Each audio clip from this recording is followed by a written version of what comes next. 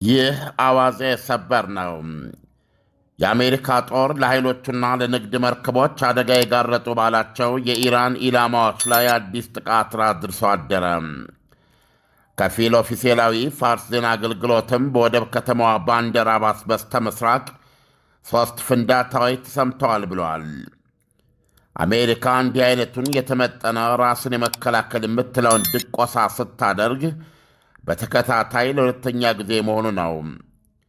የኢራን እስላማዊ አብዮታዊ ዘብ የመጀመሪያውን ጥቃት ተከትለው በአፋጣኝና ያለማመንታት የአጸፋ እርምጃ እወስዳለሁ ቢልም አንዳች በቀል ከመውሰዱ በፊት ለሁለተኛ ጊዜ ተደብድበዋል። ይሁንና የበዙ የኢራን ሚዲያዎች እንደዘገቡት ከሆነ አሜሪካ እንድትተኩስ ምክንያት የሆናት ያለ ኢራን ጦር ፍቃድ 4 መርከቦችን በሰርጡ ለማስተላለፍ ስለሞከረች ነው።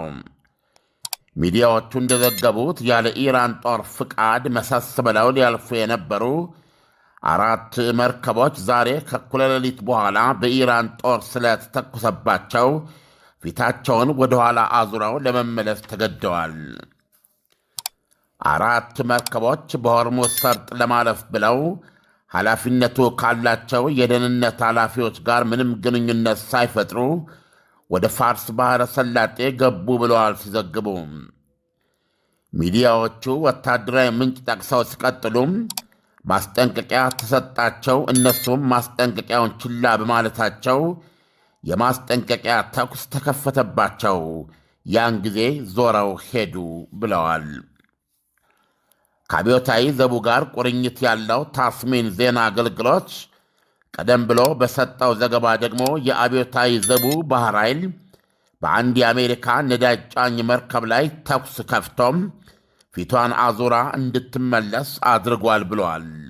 በምላሹም አለ ታስኒም የአሜሪካ ጦር ባንዳር አባስ አጠገብ የሚገኝ ባዶ ቦታ ላይ ተኩስ ከፍቷል ብለዋል። ይሁንና አንድ የአሜሪካ ባለሥልጣን እንዲሁ ቀደም ብሎ ለሲኤንኤን በሰጠው መግለጫ የአሜሪካ ጦር በዛሬው ጥቃት 4 የኢራን ሰው አልቦችን አርግፏል፣ 5ኛ ሰው አልባን ለመተኮስ ሲዘጋጅ የነበረን የኢራን የመሬት ቁጥጥር ጣቢያንም ደብድቧል። ይህ በእንዲህ እንዳለ ፕሬዚደንት ዶናልድ ትራምፕ ከኢራን ጋር አልባሌ ስምምነት እንደማይስማሙ በመግለጽ ኢራን ላይ ተጨማሪ ድብደባ ለማድረግ ሲዝቱም የአረብ አገራትን ደግሞ ከእስራኤል ጋር ይፋ ዲፕሎማሲያዊ ግንኙነት እንዲጀምሩ ያቀረቡትን ጥያቄ ተግባራዊ ምላሽ እንዲሰጡ በይፋ ግፊት አድርገዋል።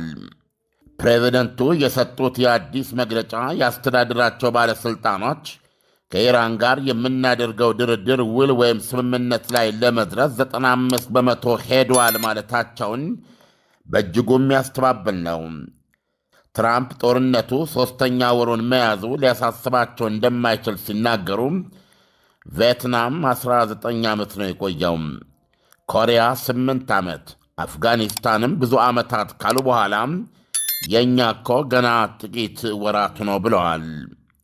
ኢራን እሳት ላይ ቆማ ነው የምትደራደረው ያሉት ትራምፕ በዚህ ዓመቱ የአጋማሽ ዘመን ምርጫ የፖለቲካ ጫና የተነሳ ጊዜ አጥተው የሰጠናቸውን ይቀበላሉ ብለው በማሰባቸው ኢራኖች ስህተት ሰርተዋል ሲሉ አስገንዝበዋል። አይ ዶንት ኬር አባውት ዘ ሚድ ተርምስ ብለዋል ሳይፈሩ ሳይቸሩም። የመካከለኛው ዘመን ምርጫ አይገደኝም ማለታቸው ነው። የመካከለኛው ዘመን የሚባለው የአሜሪካ ምርጫ የኮንግሬስና የሴኔት ወንበሮች ምርጫ ሲሆን በኢትዮጵያ 2019 ህዳር ወር ይካሄዳል። ፕሬዚደንቱ ትኩረታቸውን ወደ ሰላጤዎቹ አገራት በማድረግ ሳውዲ አረቢያ፣ ኳታር እና ኩዌት የአብርሃም አኮርድስን በመፈራረም ከእስራኤል ጋር የቀናና የፋፋ ግንኙነት ካልፈጠሩ ከኢራን ጋር ምንም አይነት ስምምነት ላይደርሱ እንደሚችሉ አስጠንቅቀዋል። ሐቁን ለመናገር ይሄን እንኳ ሊያደርጉልን የግድ ይገባል ብለዋል።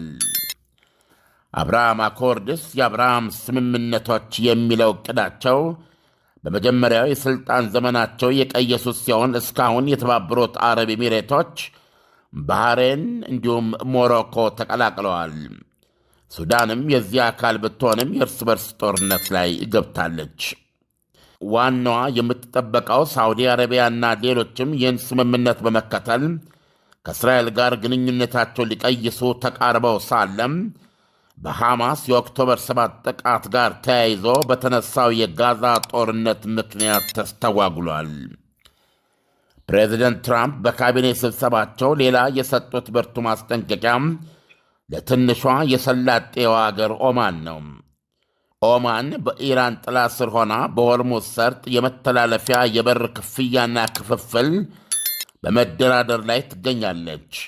ፕሬዚደንቱ ሆርሙዝ ማንም የሚቆጣጠረው እንደማይሆንና ከኢራን ጋር የሚደርሱት ስምምነትም ሰርጡን እንደነበር ለሁሉም ክፍት የሚያደርግ መሆኑን የሚያረጋግጥ ነው ብለዋል። ኦማን አርፋ ብትቀመጥ ይሻላል፣ አለበለዚያ አሉ ዶናልድ ትራምፕ፣ ዩናይትድ ስቴትስ አሜሪካ ታፈነዳታለች። ፕሬዚደንት ዶናልድ ትራምፕ በካቢኔ መግለጫቸው ሌላ ግልጽ ያደረጉን ነገር 60 በመቶ የበለጸገውን 440 ኪሎ ግራም የበለጸገ ዩራኒየም ወደ ራሽያ ወይም ወደ ቻይና እንዲሄድ ከቶም የማይፈቅዱ መሆናቸውን ነው። ፕሬዚደንቱ ለራሽያና ለቻይና ተላልፎ ይሰጥ የሚለውን የተቃወሙበት መንገድ በኢትዮጵያ የወላይታ አንድ አባባልን የሚያስታውስ ነው። ውሻን በእርግጫ መምታት ብላኝ ማለት ነው። እንደዚሁ ይህንን የበለጸገ ዩራኒየም ለቻይና ወይም ለራሽያ ያዙልኝ ብሎ መስጠት በጓዳ በር ለኢራን ማቀበል ነው ማለታቸው ነው። ኢሳያስ እንግዲህ የተባለው የሰላም ጥረት አካሄድ ይሄን ይመስላል። ዓለም አሁን የኢራን አካሄድ ከኢራን ፈቃድ ያላገኙ መርከቦች በዛ በኩል ለማለፍ እንቅስቃሴ ሲያደርጉ ማስጠንቀቂያ መስጠት፣ ቀጥሎ ደግሞ በተኩስ አስፈራርቶ መመለስ ማለት ኢራን ሆርሙዝን ሙሉ በሙሉ ራሷ ለማስተዳደር ያሰበችውን ሐሳብ እንዳልቀየረች አመላካች አይሆንም ወይ? እስቲ እንደው በዚህ ጉዳይ ላይ ያለህን አስተሳሰብ። ምንም ጥርጥር የለውም እኮ በይፋ ሆርሙዝ ሰርጥ በኢራን እጅ ነው የሚገኘው እና በሆርሙዝ ሰርጥ የተላለፉም ሆነ እስካሁን ሳይተላለፉ እዛው ሶስተኛ ወራቸውን የያዙ ወደ 2000 የሚጠጉ የተባሉ መርከቦች በኢራን ምክንያት ነው። ከኢራን ጋር ተደራድረው ተነጋግረው በሚሰጣቸው ፍቃድ መሰረት ብቻ ነው ማለፍ የሚችሉት።